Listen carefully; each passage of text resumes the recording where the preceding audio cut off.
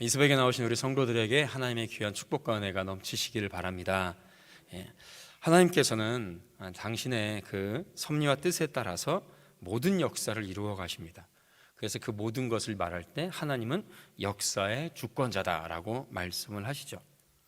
근데 그 가운데 선한 일을 위하여서 쓰임받는 신실한 사람들이 있는가 하면 또 악한 역할을 하는 사람들이 있습니다. 하나님의 역사 가운데 어떤 역할을 담당했느냐에 따라서 그 인생의 결과는 완전히 달라지죠. 말씀이 성취되는 데 있어서 그 악하게 사용되는 도구들이 있습니다. 예수님이 유대 종교 지도자들에게 잡혀서 십자가에 달려 죽임을 당하는 것은 하나님의 그 구원의 계획의 역사입니다. 그러나 하나님은 여러 선지자들을 통하여서 이미 이런 메시아의 구속의 역사를 예언하셨습니다. 그러나 그 하나님의 역사 성취의 과정에서 악한 도구로 악역을 담당하는 자들이 있습니다. 예수님이 잡히시는 과정에서 스승을 팔아넘긴 가룟 유다가 또 그렇고요. 예수님을 잡으러 칼과 몽치를 가지고 온 자들 또한 그렇습니다.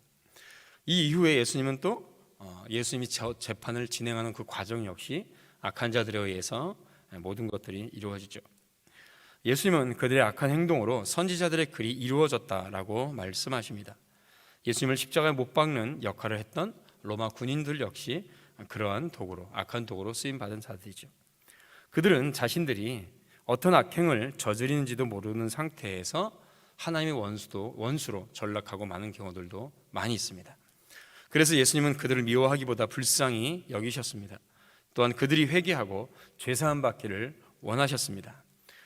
예수님께서 십자가에 못 박혀 돌아가셨을 때 현장에 있던 백부장 중 하나는 당시 일어난 일들을 보고 이는 진실로 하나님의 아들이었도다 라며 고백하고 돌이키는 것을 또한 보게 되죠.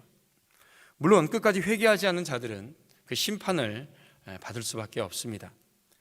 그러나 회개하면 자신이 감당했던 악역이 도리어 복음 전도의 동력이 또 될 수도 있습니다. 대부분 복음 전도의 역할에 있어서 큰 역할을 감당했던 분들이 이런 분들입니다.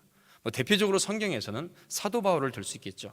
그는 교회를 박해하는 악역을 담당했다가 회심하고 위대한 전도자가 되었습니다. 그러므로 교회를 대적하는 자들을 위해서도 우리는 끝까지 기도해야 되고 사실 복음 전하기를 멈춰서는 안 됩니다. 우리 성도들이 기도하면서 이 복음을 전함으로 인하여서 복음을 반대했던 자들이 돌아와 더 큰 하나님의 복음의 사역자가 될 수 있기 때문이죠.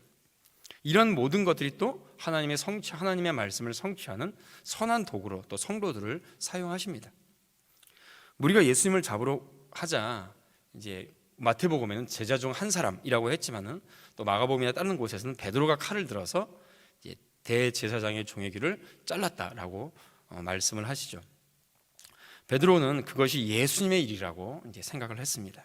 그러나 예수님은 당신이 잡히신 것이 하나님의 말씀을 성취하는 것이다 라고 말씀하시면서 그 종의 귀를 다시 붙여서 고쳐주시죠. 하나님의 뜻을 아는 자들은 하나님의 말씀이 성취되는 과정에서 자신을 희생하고 헌신함으로써 선한 도구로 쓰임받습니다. 하나님의 말씀이 성취되는 역사 가운데 선한 도구로 쓰임받는 삶은 사실 굉장히 평탄하지도 않고요, 쉬운 길도 아닙니다. 힘듭니다. 왜냐하면 악한 자들이 하는 행동의 방식과 믿음 안에서 하는 사람들의 행동 방식이 다르기 때문에 그렇습니다. 악한 자들은 항상 불법과 악법으로 행동합니다. 절차와 법, 규범 같은 걸 생각하지 않습니다. 예수님을 잡아들이는 방법도 절차와 법대로 하지 않았습니다. 그리고 또 그러니 숨어서 밤에 행동을 하죠. 그 이후에 재판 과정 역시 정당하지 않습니다. 악한 자들을 동원해서 증인들도 악한 증인들을 동원해서 재판을 합니다. 자신의 목적을 위해서 수단과 방법을 또 가리지 않습니다. 사람들에게 상처를 주고 인격을 훼손하는 것에 대해서 아무렇지 않게 생각합니다. 말로는 사람 하지만은 실제로 그들의 목적과 수단과 방법들은 실제로 사람의 인격을 배제합니다. 그리고 문제를 순식간에 일으킵니다. 또한 문제를 일으킨 다음에 그 문제에 대해서 해결할 의지도 없습니다. 총체적인 난국이죠. 그러나 믿음의 사람들의 행동 방식은 사실 또 정반대입니다. 아무리 힘들고 어려워도 정당한 절차와 법 안에서 행합니다. 예를 들어서 밖에서 집회를 하더라도 믿음의 사람들, 또 선한 역할을 담당하는 사람들은 그 모든 것들을 절차 안에서 합니다. 그러니 힘듭니다. 기도하고 인내해야 되고, 자신이 아픔과 상처 가운데 있더라도 그것을 기다리면서 끝까지 그 규범과 절차 안에서 행하려고 합니다. 그 길이 그렇기 때문에 그리스도인의 행동 방식입니다. 그래서 그 안에서 정당성이 있는 거죠. 결국에는 사실 그래서 힘듭니다. 대표적으로 사실 이 땅에서 예수님의 삶이 그랬습니다. 생명에 이르는 길은 때문에 넓고 평탄한 길이 아니라 좁고 협착하여 찾는 자가 적다라고 주님께서도 마태복음 7장 14절에도 말씀하시죠.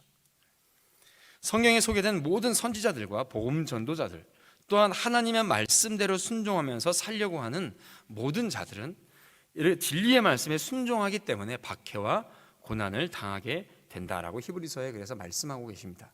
때문에 박해와 고난을 당하는데 또 정당하게 행동을 하죠.